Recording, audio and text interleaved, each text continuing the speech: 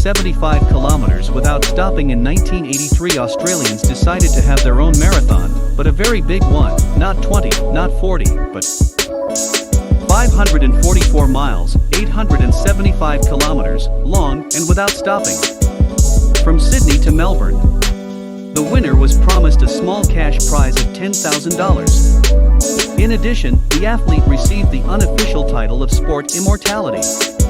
But was it possible for a person to run such a distance without stopping?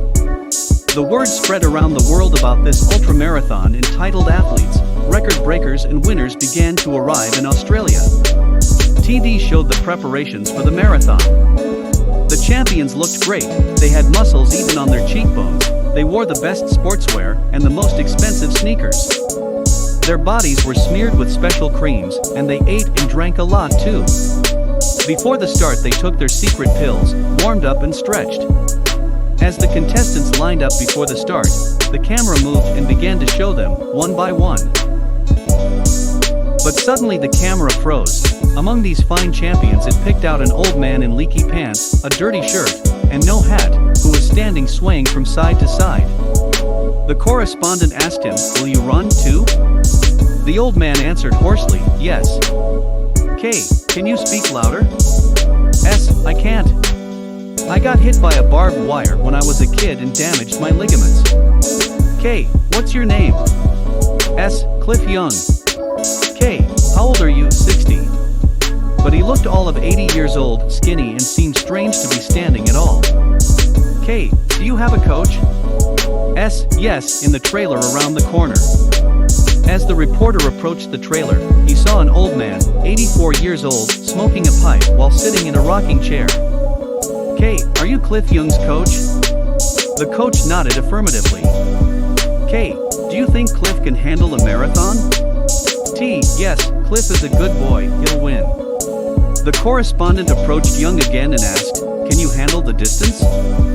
"Cliff, yeah, I think I'll run first." Finally, the race started.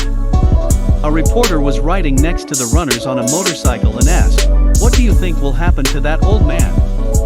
He was answered, "Leave him alone, he'll run a few miles and collapse." But by the end of the day, Cliff Young was 15 kilometers ahead of everyone else. The athletes were asked, "What's going on here?"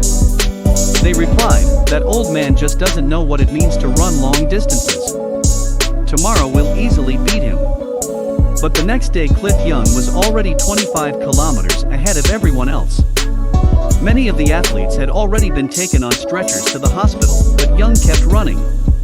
He ran in rain and hail, on broken roads, day and night. He ate and drank, and went to the bathroom on the run. 5 days later, people saw him show up at the finish line at 2 a.m. There were cars driving ahead of him and lighting up the road, meaning Young was also breathing exhaust fumes. At the finish line, the police controlled a crowd of thousands. 250,000 people gathered to greet the winner.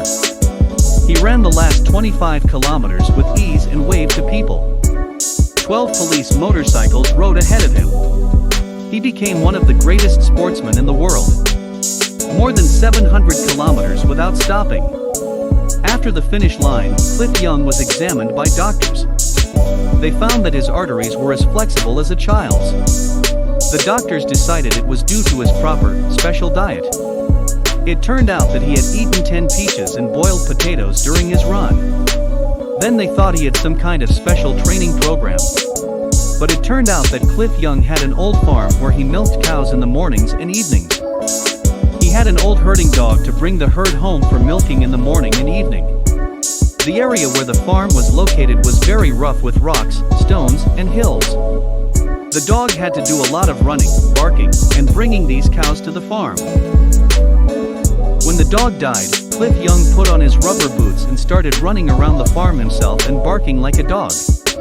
Every morning and every evening he chased the cows to milk from wherever they wandered. And the volume of his lungs grew to the size of soccer balls.